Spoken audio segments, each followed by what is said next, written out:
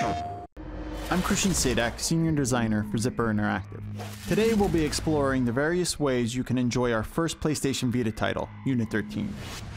In this video, I'm going to talk to you about all 5 of our game types and explain the rules and gameplay differences that make each method of play fun and exciting. Direct Action is the first game type unlocked on the mission grid, and will be the first game type you'll get to play. Direct Action missions are definitely the longest game type in Unit 13 and don't have any special restrictions.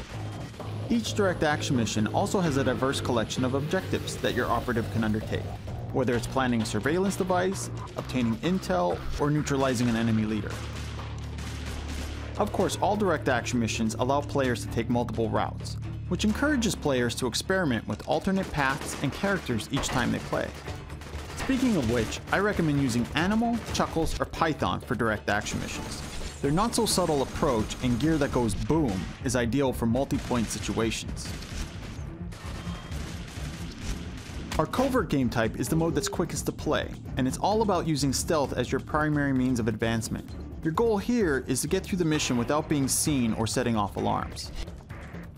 In Covert missions, pay attention to the icons above your enemies' heads. If you haven't been spotted, but a bad guy has seen or heard something, then a suspicious icon appears over their head. In fact, use Ringo. Not only will you take out enemies quietly and efficiently with the suppressed submachine gun, but you'll also receive big scoring bonuses thanks to his collection of short range and stealthy bonus skills. If you are detected, the enemy's awareness changes to alerted, and once they call their buddies over the radio, it's game over. That's why it's important to eliminate the enemies that see you before they can call any alarm. Do that and you're in the clear. It should be noted that if you're spotted by an enemy camera, you'll have to take it out quickly or risk failing the mission. And activating a laser tripwire automatically fails the mission. Just remember to stay hidden and don't get spotted in the first place. Avoid enemies, use suppressed weapons, avoid sprinting, use cover, and melee your enemies to keep from making too much noise. Of course, if you're really good, then it's possible to complete Covert missions without eliminating a single bad guy. In fact, you get a big scoring bonus if you can pull it off. One last tip for Covert. Build Ringo up to level 4 to unlock the small suppressor attachment for the entire team. With that setup, Alabama is a great choice here, as he'll then be able to take out enemies quietly from a distance. Chuckle's ability to spot electronic hazards is helpful too. The Deadline game type is a race against time. When playing this mode, your primary goal is to get in, complete your objectives quickly, and escape before time runs out. The good news is that your time in Deadline isn't absolute.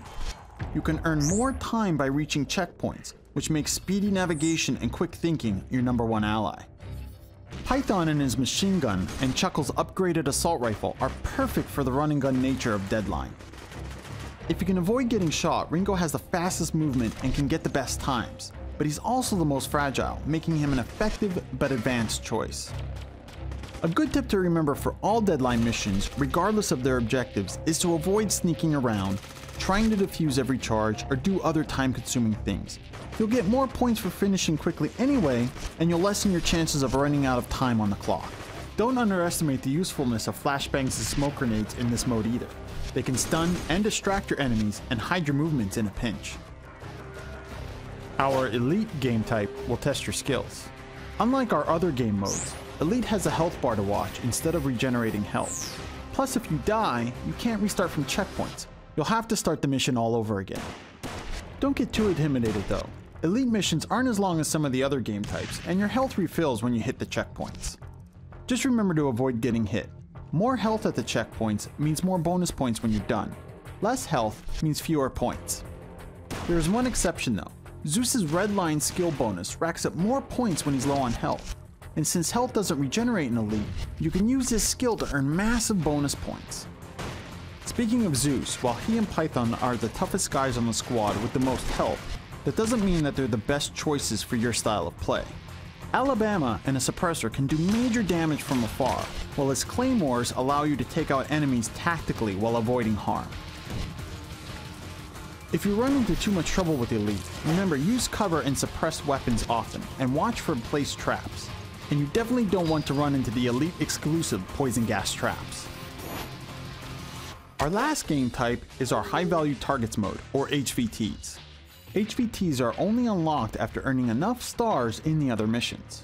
High value targets are the supreme enemy leaders, the worst of the worst, and they need to be eliminated. Though your health regenerates as normal in the HVT game type, there aren't any checkpoints to save you on your way to each leader.